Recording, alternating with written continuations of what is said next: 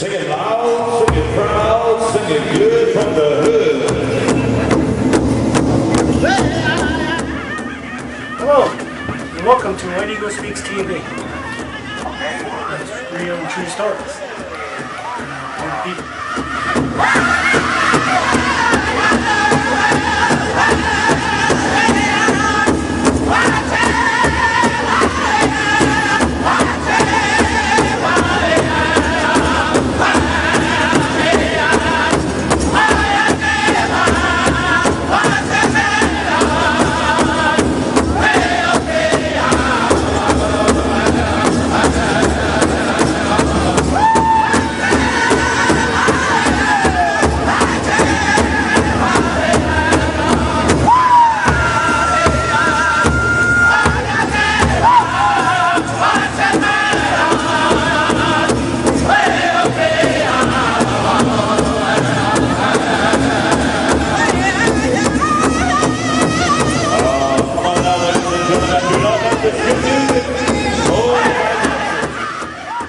Hi everyone, this is Neil Chasky from Oyate Speaks TV.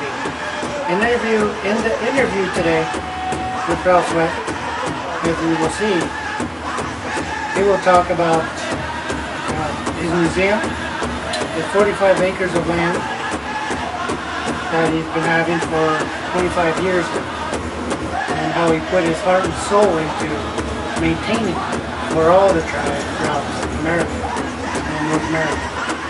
To bring awareness out to the people, and how he's helping the community where he resides in. He lives in Vermont. And myself, I have deep respect for what he does. So please enjoy the interview with Ralph Swett.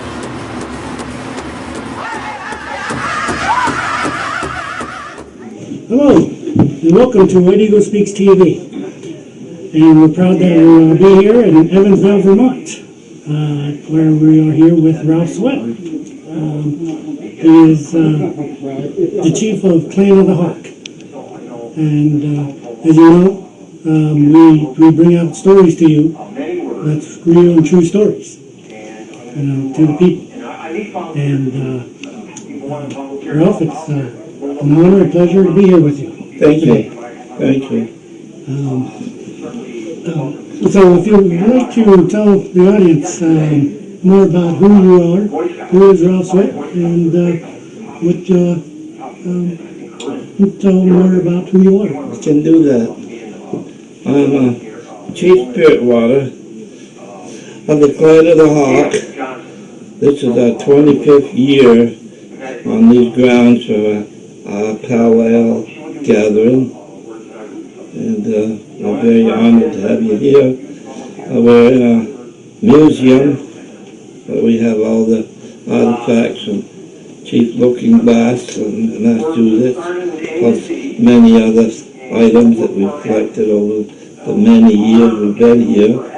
We have an Abenaki canoe that was made on the shores of Lake Metropolitan by an Abenaki man in 1920. It was sold for $5 a foot at the time. I have the whole proof of it. And all the paintings, all the stuff in here was donated to the Clan of the Hawk. We're pretty proud of our museum. We have over about 100 Abenaki, mostly Abenaki baskets. Some of them by Aunt Sarah's over 100 years old. And I'm very proud of our collection of baskets. And these are our sacred grounds. We have 45 acres surrounded by the famous Willoughby River, which is the #1 rainbow trout spawning stream in Vermont. Goes into Lake Willoughby from Lake Metropolitan, and Lake Metropolitan drains into it goes into the river by Odenak and into St. Lawrence River. And this is why the natives travel back and forth on it. into Lake Champlain. They traveled the Willoughby River, and we found artifacts down below our place here. While we were cleaning up, we found a fire pit and artifacts, and we have them in here. While they settled and camped. Most of the natives didn't live in Vermont. They traveled here and there and had a great time. Trying to make a living and get food enough to live on, you know. Yeah. So how long have you,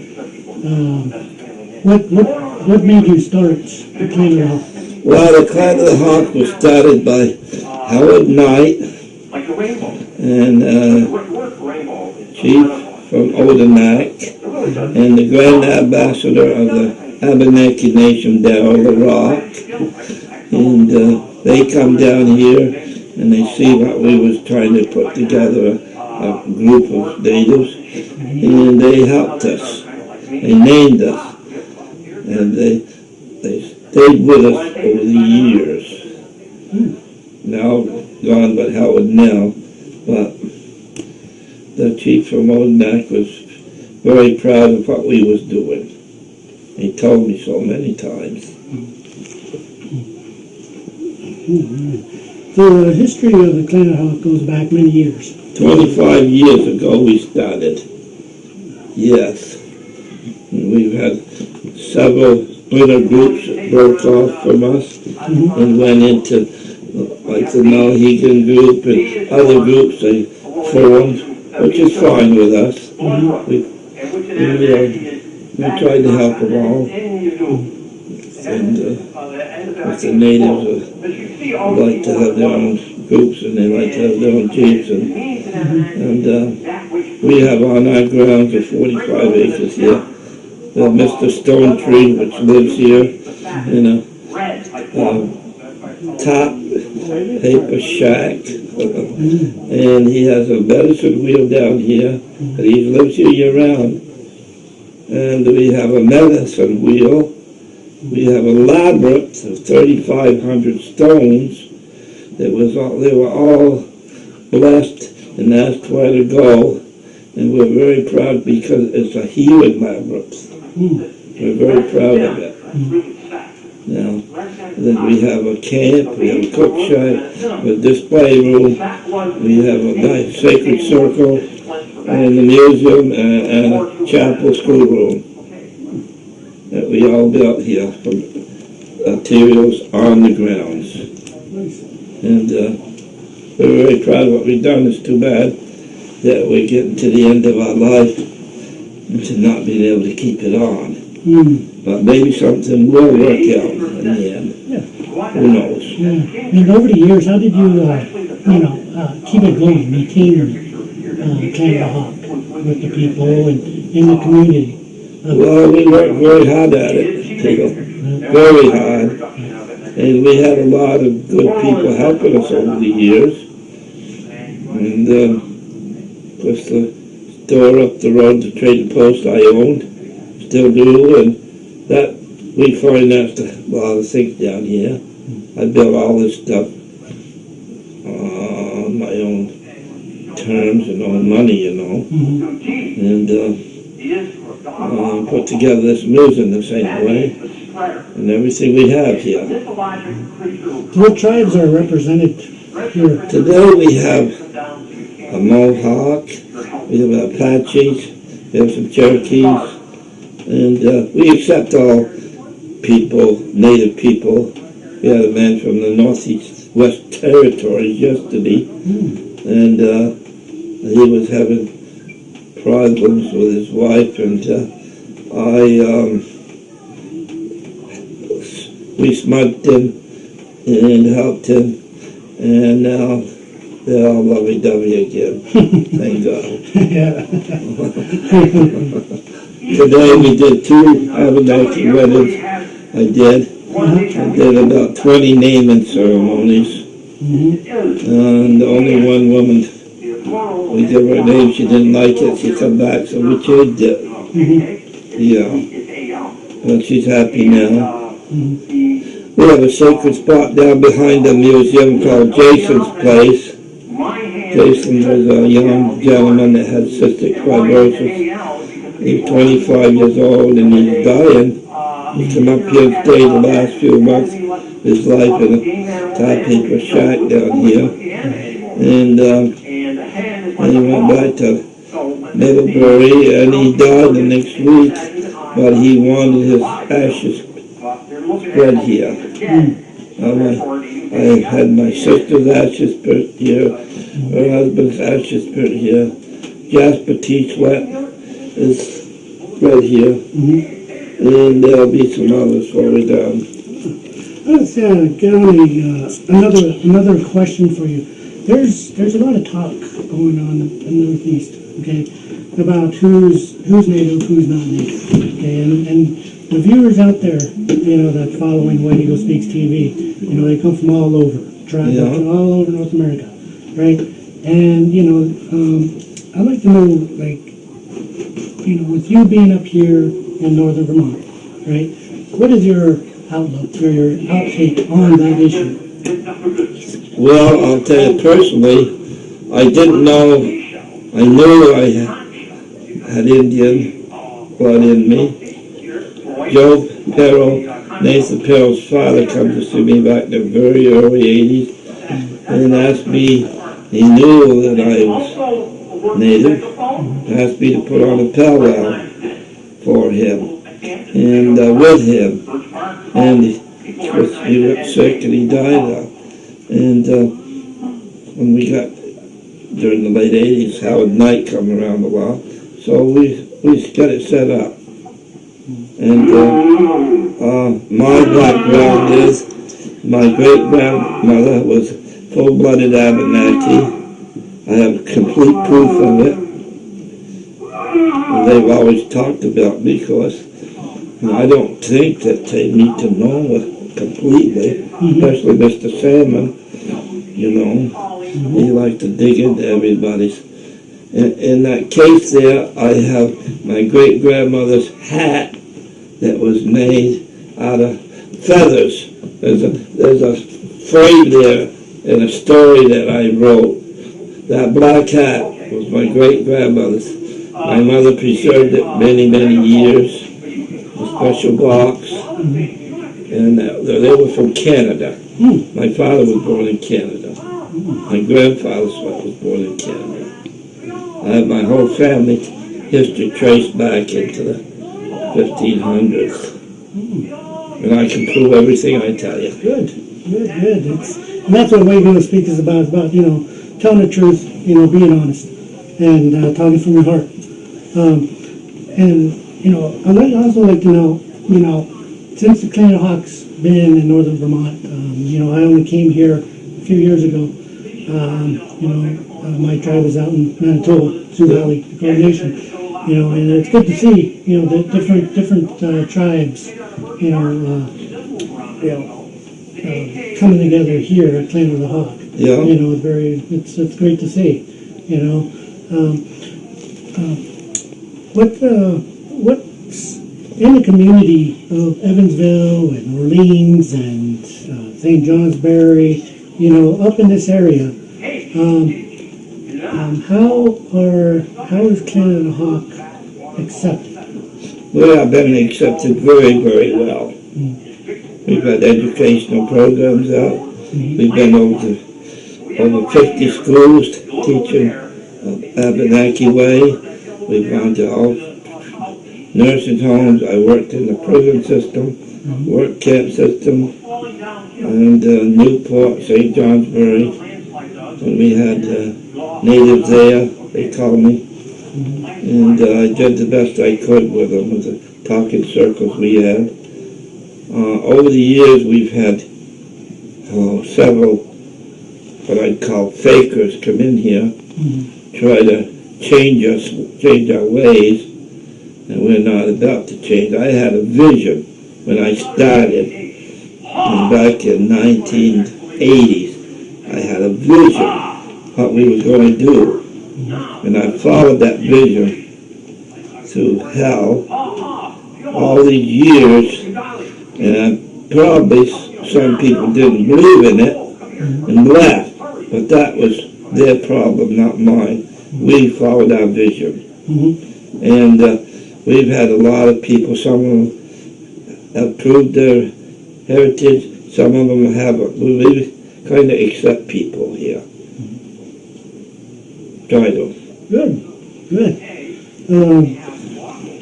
So, with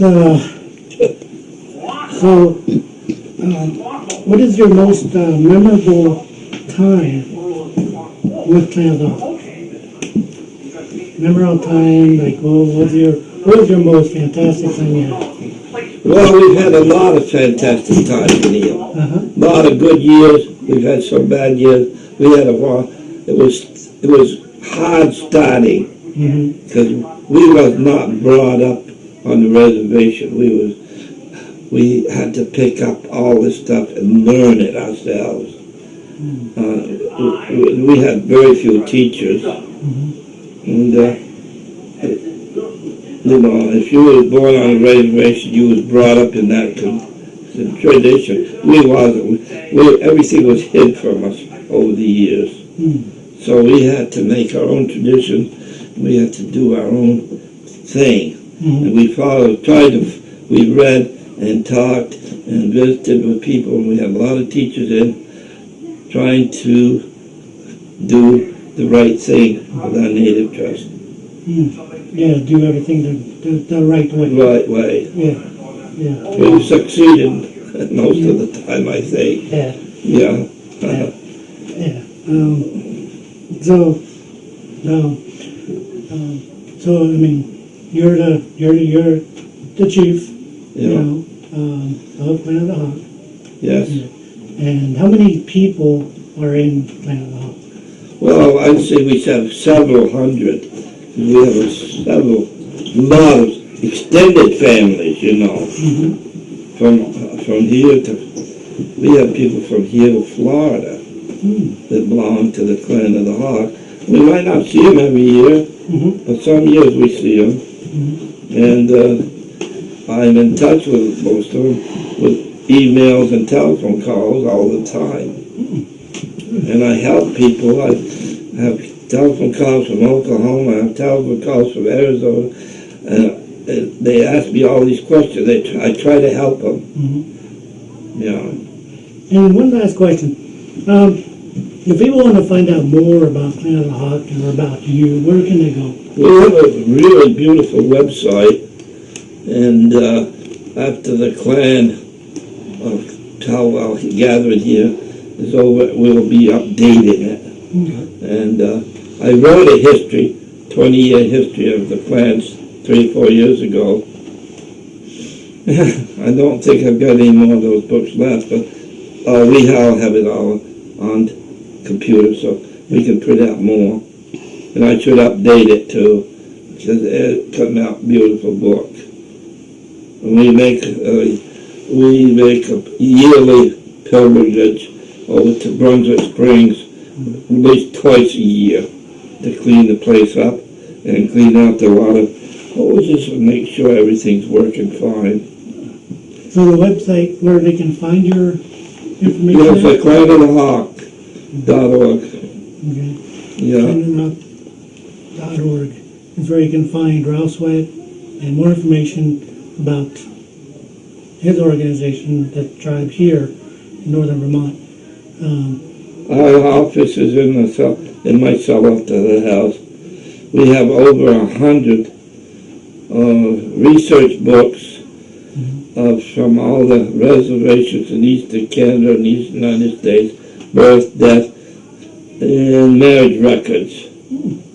And some of the books will have 1,000 names on them. Oh, wow. Yeah. And some people use it. Oh. Yeah. What is the book name? What's the book?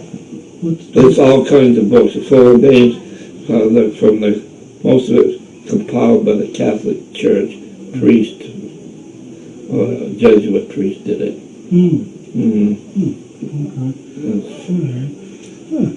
If you know what you're doing, you can find most anything. I've had people from California, Washington, and all over the United States use it, Okay. different times. Yeah. It's available for anybody to use. And do you have any like fundraising events or anything that you do? Well, we have this annual event here. We have annual dues of $25, which is not working very good because nobody likes to pay it. Mm-hmm. So that's about it at this time, Neil. Yeah. Because I'm 85, Yeah. I'm getting too old to do everything. Yeah. Oh yeah. I mean, so. All right. So, well, Ralph, it was an honor and pleasure Oh, thank you, to Neil. be on Radio Speaks TV, Yeah. and for you people, more to come from White Eagle Speaks TV as we're here in beautiful northern Vermont, and who knows where we're going to end up next.